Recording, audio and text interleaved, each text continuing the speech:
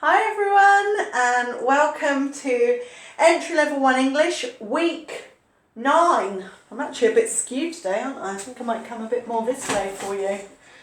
There we are. A bit on a skew today.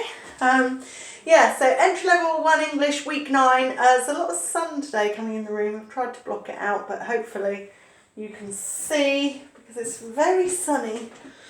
Okay, so this week we've got some spellings. Of course, we're going to be looking at types of text, and we're going to be specifically looking at posters at work, okay? We're going to have some grammar. We're going to be looking at something called determiners, which is this, that, those, these. And we're going to be looking at instructions using what we call the imperative verb to give instructions and other instruction language, modal verbs and stuff. So we're going to be looking at that.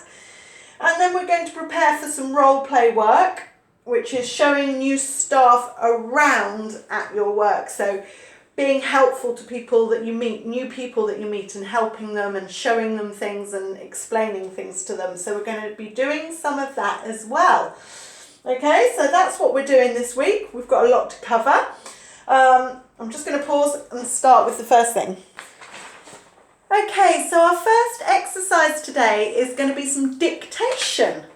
Okay, now dictation is where I read something. So I'm going to read a story, a short story, and you are going to listen and you're going to write down what I say.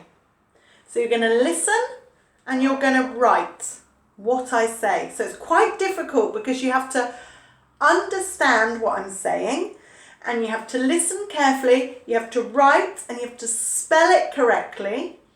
So it's quite tricky. Also, when I'm reading, there are some gaps in the reading where you have to fill in a missing word. So in the story, these words are missing. We've got lot, none, many, little, much, some, and any. These words are missing from the story. And after you've written your story, I want you to put these words in to your story. When there is a gap in the story, I will go beep, and that means you have to draw a line. And then at the end, you put these words into those places. Does that make sense? Maybe. I'll give you an example. So I might say, this is an example. I might say, I have friends. So you would write, I have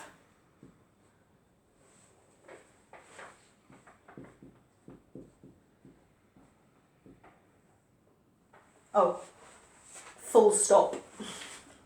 Full stop is one of these, and I will tell you when there's a full stop.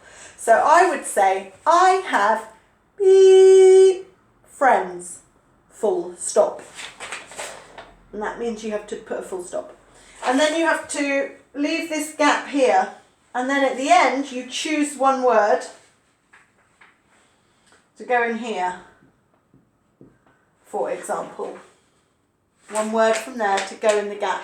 But to start with, just draw a line and afterwards put the words in. Don't try and put the words in whilst I'm reading. So whilst I'm reading, just write the words. When I say draw a line.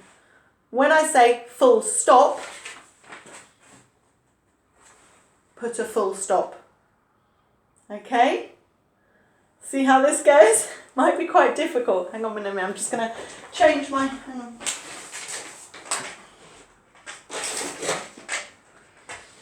Right, it might be quite difficult and you might need to listen a few times, but that's okay. You can rewind, listen again, listen again, listen again. You can listen as many times as you like, okay?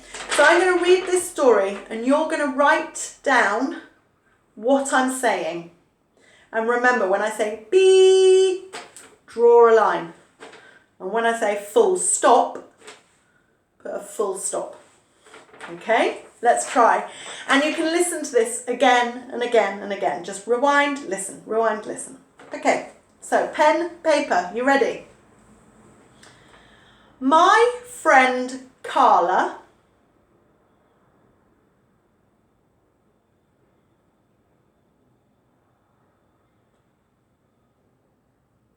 lives on a busy street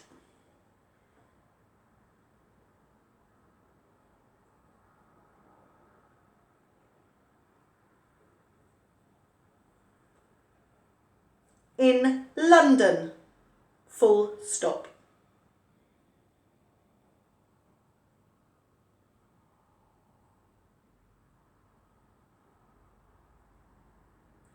She has big friends, full stop.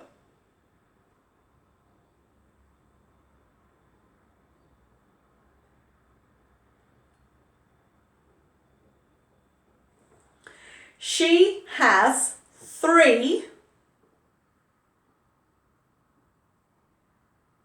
young children.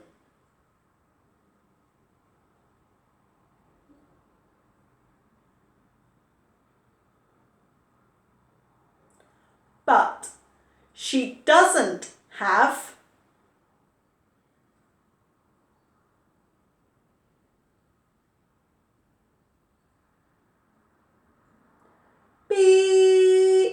pets, full stop.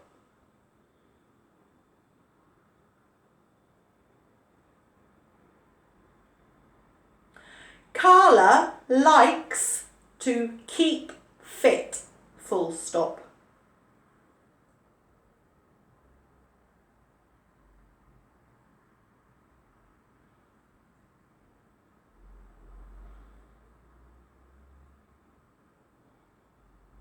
She doesn't have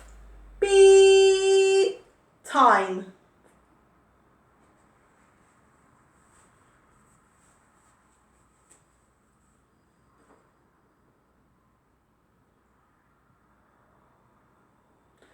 But she does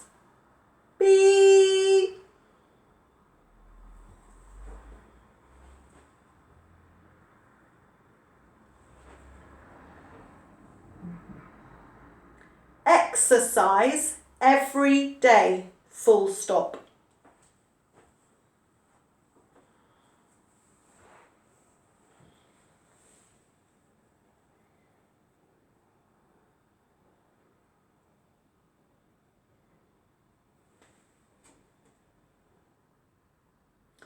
She works a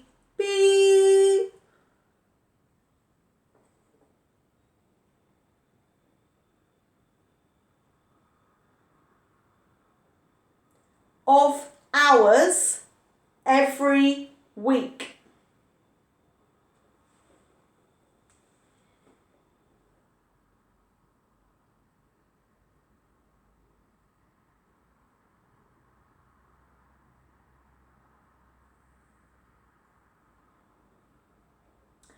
And has very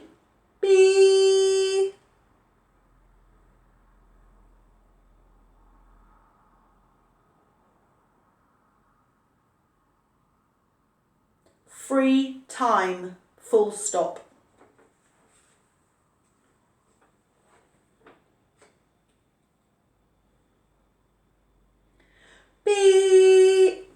Of her family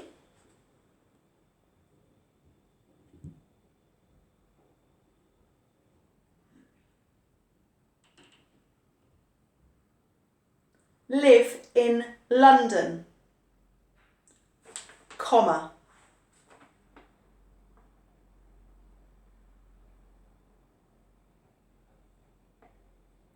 They all live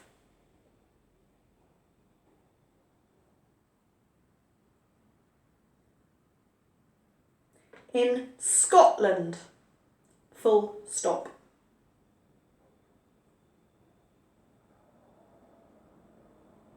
Okay, that's it. Now if you need to listen again, rewind the video and listen again. So you should be writing down what I'm saying, listening and writing down. You can listen again. Remember, beep, it's where you draw a line, full stop, and I did have one comma. Remember, a comma is one of those, a comma. So I did have one of those as well. So listen again if you need to, and make sure you try to write down all of the story if you can, okay? And think about your spelling, think about what I'm saying, try to spell correctly, try your best to spell the words correctly. When you've finished, these words need to go in the gaps where I was saying beep. These words need to go in to those places. So read through and decide which word goes where. Okay? So my friend Carla lives on a busy street in London. She has beep friends. So which word goes where B is which of these words? Okay? I hope that makes sense. I hope you understand. So listen again if you need to. Listen as many times as you need to. I'm going to put the answer on the board now so you can see how well you did, and whether you got it right or wrong. Let's have a look. Okay, so how did you get on? Let's have a look, shall we? Shall we see how we did? Just looking for my other pen. So, hopefully you listened to it a few times and you've got most of the story written down, hopefully. So let's see how you did with your spelling and with the missing words. So we had my friend Carla. Carla is with a C. You may have done it with a K maybe, or you... And friend, did you spell friend correctly? That's always difficult to spell friend. F-R-I-E-N-D. Lives on a busy, B-U-S-Y, busy street. Street. St-R-E-T. Street. In London. And did you remember we have a capital letter for London? Did you put a capital letter for London? And then we had our full stop. She has, beep, many friends. Okay? Many. Plural, countable noun, we can use many. You could say some also, but if you use some, then you can't use many anywhere else. So you would have had to use some twice. So you could use some though. She has many friends or she has some friends. Both would be okay. She has 3 young is difficult to spell, isn't it? Young, Y-O-U-N-G, children. Did you spell children correctly? But she doesn't, did you write doesn't correctly, have any pets. So it should be any. She doesn't have any pets because negative, countable noun, doesn't have any. Okay, doesn't have any pets. Full stop. Carla, so capital letter for name and beginning of sentence. Carla likes to keep fit, to keep healthy, to keep fit. Full stop. She doesn't have much time. So much. Time is uncountable noun. And it's negative, so doesn't have much. Doesn't have much time. But she does some exercise. Okay, some because uncountable noun positive. Some exercise every day. Full stop. She works a lot. A lot. We often say a lot or a little. A lot or a little. A lot of hours. Hours is very difficult to spell as well, isn't it? Every week. And has very little free time. She has very little free time. Little time. Full stop. None of her family live in London, comma, They all live in Scotland. Full stop. And remember, we've got a capital S here, capital L here, because they're countries and cities, Scotland and London. So we have to have a capital letter, don't we? So none of her family live in London. They all live in Scotland. Okay, how did you do? If you send me send me what you wrote down so I can see how well you did. How many did you get correct? How many did you get right? And how did you do with the dictation? How did you do with that? Did you do a good job, or did you find it really difficult?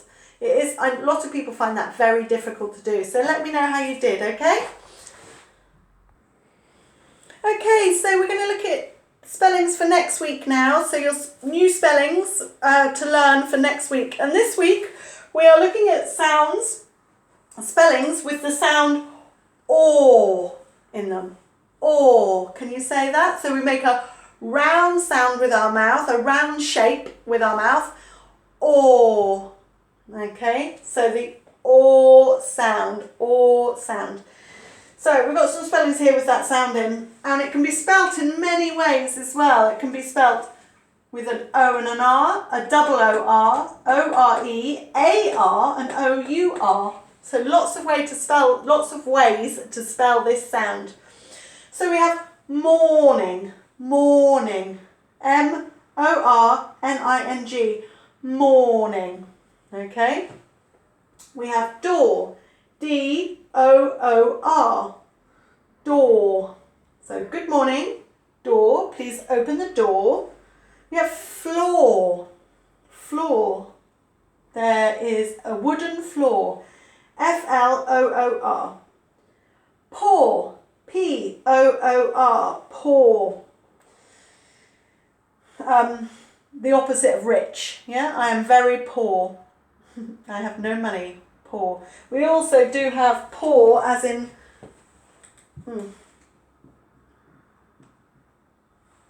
which is also an or sound. Pour, to pour milk, or to pour milk into my tea, to pour. So yeah, we have the O-O-R and the O-U-R. Pour and pour. Exactly the same, but different words, different spelling, same sound though.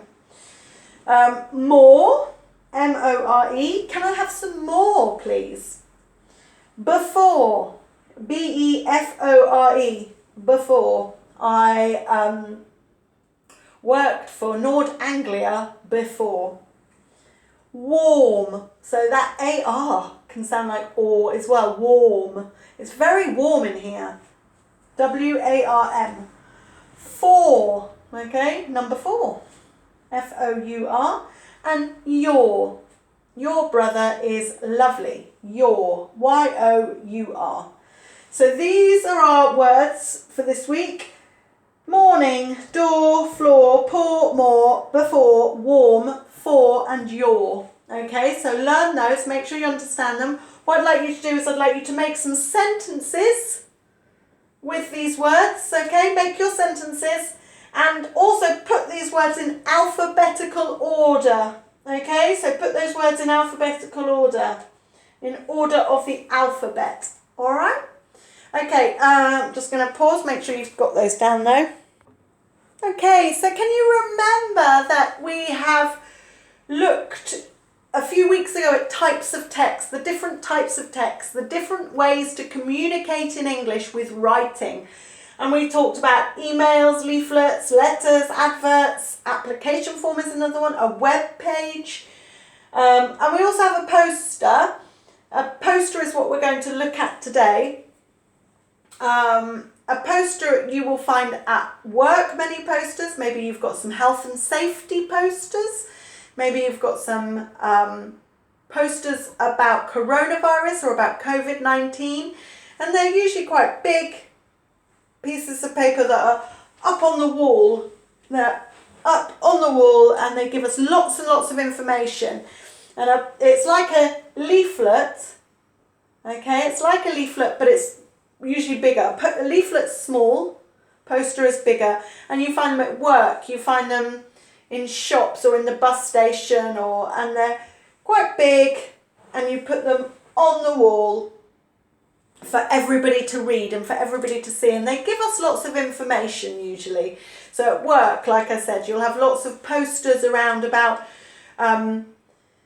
you know, don't wear jewelry, put your hair up in a net, you know, all of those posters about what to do, what not to do. You'll have those at work, and you might have COVID-19 ones at the moment. If you have a cough, don't come to work. If you have a temperature, don't come to work. And they'll be around the wall, and they're usually quite big so that you can read them easily. So we're going to look a little bit at posters today, okay? And the features of them, what things they have and how they should look, all right? Okay, so here's my example. Sorry about the drawing. Here's my example of a poster, okay? So this is a poster about uniform, okay? So posters are like leaflets or adverts. They're very bright and colourful. They maybe have some pictures. They have a heading, a nice big heading. Maybe they use some bullet points. They maybe use different colour writing, different colour text. So we've got blue, black here, some red.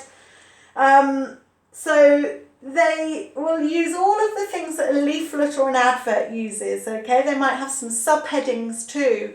So here you can see this poster is about uniform, and it says, on the building site, you must wear a hard hat.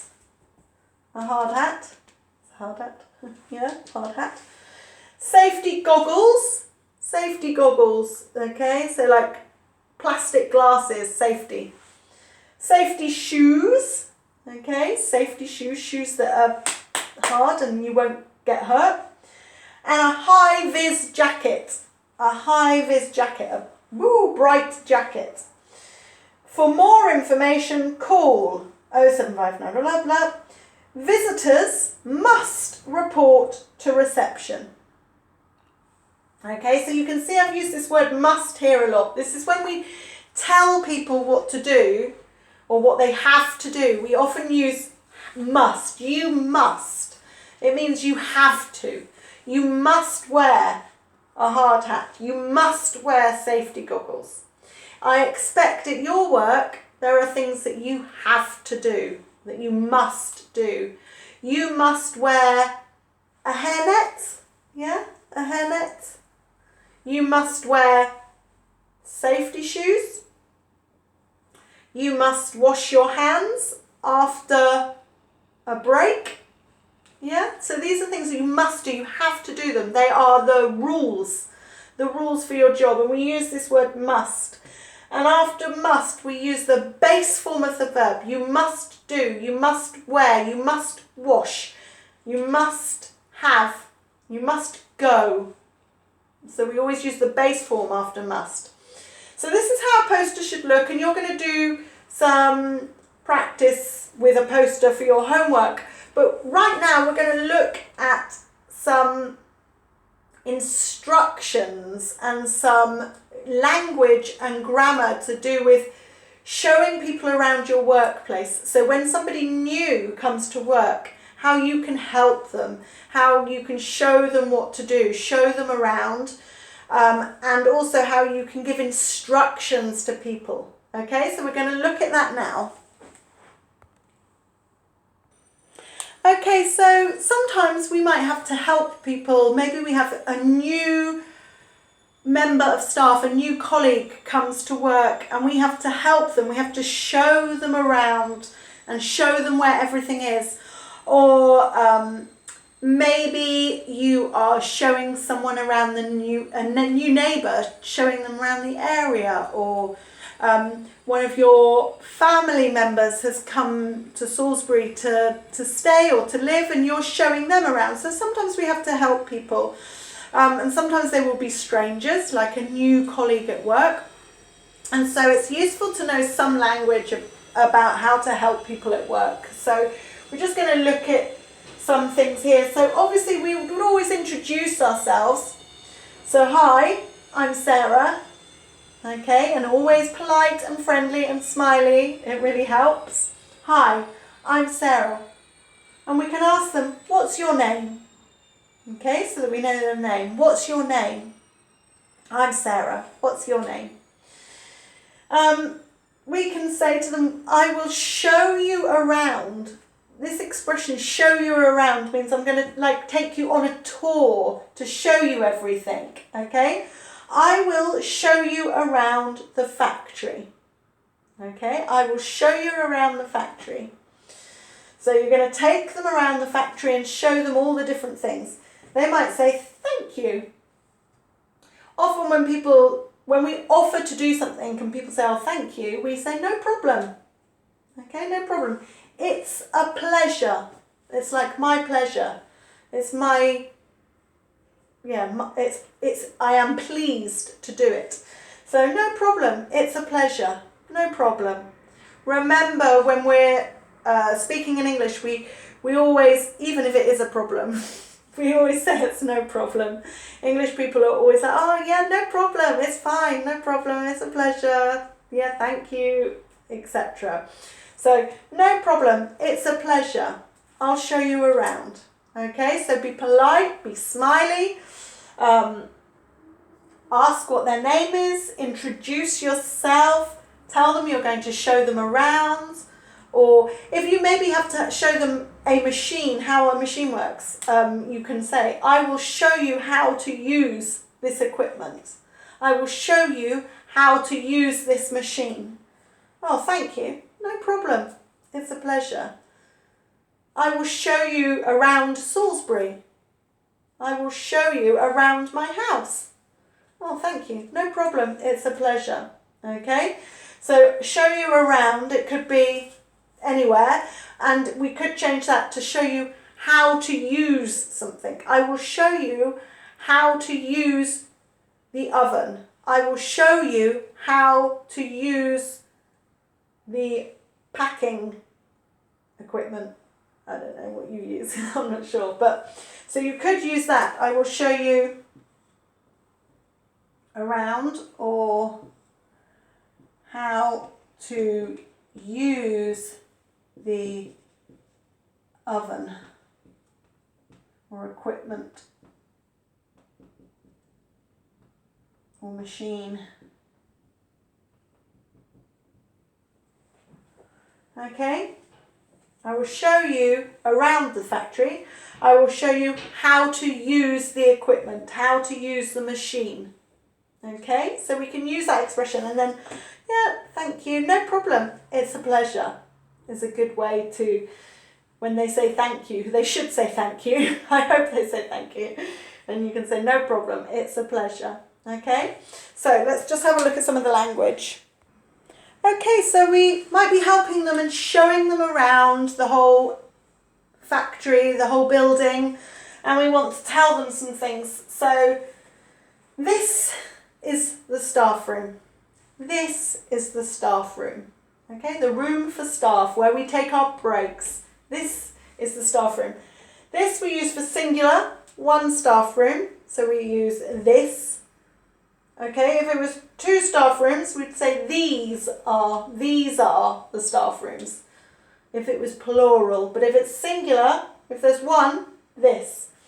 And we use this if it's here. This is the staff room. Here, right here. If it's over there, we would say that is the staff room. That is the staff room, okay? Or those. So that over there is the staff room. All right, so that should go with, this is here. It's not very clear, is it? Let me put that, otherwise you're going to get confused, because that should really be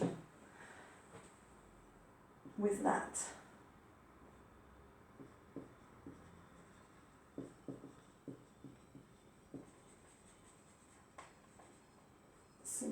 So here is this, that is there. So for singular, we use this or that. This or that. For singular verbs, singular nouns, okay, we use this or that, just one. This is the staff room. That is the staff room. That is when it's further away from us, when we can see it, but we're not next to it. If we're next to it, if it's here, then we say this. This is my pen. I'll put it over here. That is my pen. That is my pen. Okay? So this and that over there, that. Okay, so this and that. This is the staff room. That is the smoking area. This is the staff room here. That is the smoking area over there. And that's for singular. Plural, we use these and those. Okay, these for here, when we are next to it, right next to it, okay. And those for there. Those for there. Ah.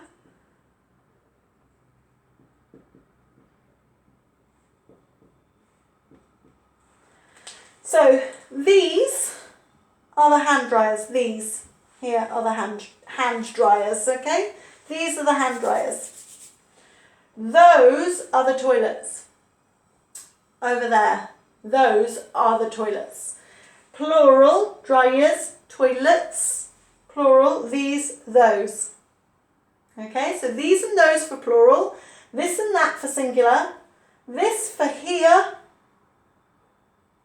These for here. That and those for over there, further away. All right, so when you're showing them around, so those are the toilets. That is the staff room. This is the fridge. That is the classroom. This is the smoking area. This is the smoking area here, right here, this, okay? So this, that, those, these, we can use to show people around, okay, when you're going around. So I'll show you around. These are the ovens. Those are the fridges.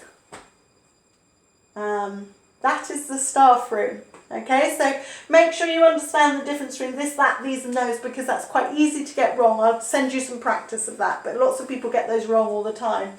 Okay, so that's one way of showing people around. Okay, sometimes you might have to give some instructions to a new colleague to tell them how to do things in the new job.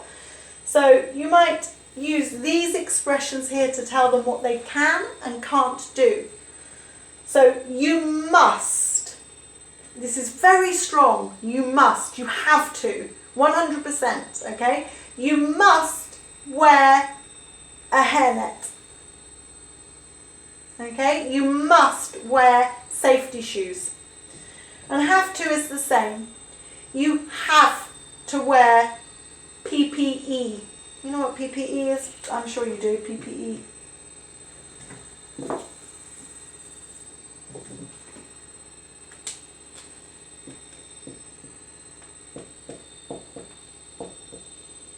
Personal protective equipment. Yes, personal protective equipment.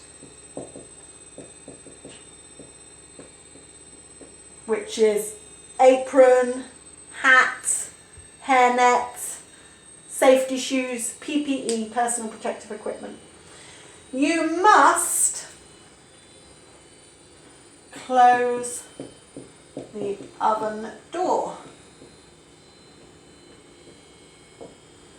So you must and you have to are the same. Okay? You must and you have to are the same. You can use both. You must, you have to. Always switch off the oven. Never leave the fridge door open. you might have to give them some instructions, things that they have to do. So you must close the oven door. You have to wear PPE. Always switch off the oven at the end of the day. Always switch off the oven, or, you know, whatever it is. Never leave the fridge door open. Never leave the fridge door open. So you might use must have to, always or never to give instructions. And you can see after must and have to and always and never, we use the base form of the verb. Okay? Always use the base form of the verb after instructions. So you must be quiet. You must wear a hat. You must take a break. You have to finish at 6 p.m. Always sign in. Always sign out. Never turn off the oven. Okay, so we always use the base form of the verb after must, have to, always and never. Base form of the verb. Alright? Really important. So we use that base form of the verb. We don't add anything to it. We don't add ing. We don't, always just the base form of the verb. So when you're giving instructions to people at work, this is what you could use. Must, have to, always and never. These are very strong. 100% must, always, never. It's very strong. If we said you can, that's like, you can leave the oven door open. It's like, it's up to you, your choice. This is no choice. Must, always, never, and have to. Okay, so these are good for giving instructions. Okay, so I think we've covered everything today. So for your homework, just to remind you what you've got to do, you need to do your spellings, write some sentences with your new words and put the words in alphabetical order too. There'll be a grammar exercise for you to do on this, that, these and those. There will be a poster about fire safety with some missing words and you have to fill in those missing words, okay? You will also have to make a poster for me. So make a very simple poster, write a poster about rules at your work. So you must, always, never, okay? So write a poster telling me some things that you must or you have to or you always or you never do at your work. And then we are going to do a role play on our next video call where you are going to show me around your work. So you're going to be using these determiners, this, that, these and those. This is, that is, I might have some questions for you. What is that? What are those? And then you're going to tell me some basic instructions and rules as well. So things that I must do and I have to do and I should never do. Okay? So that's what you've got for your homework, and the role play obviously will be on our video call. All right? Any problems, then let me know. Anything you don't understand, it's quite complicated this week, I think. Quite a lot of information. But any problems, then just phone me, text me, message me, email me, etc. And I'll see you soon. Have a great week. Take care. Bye.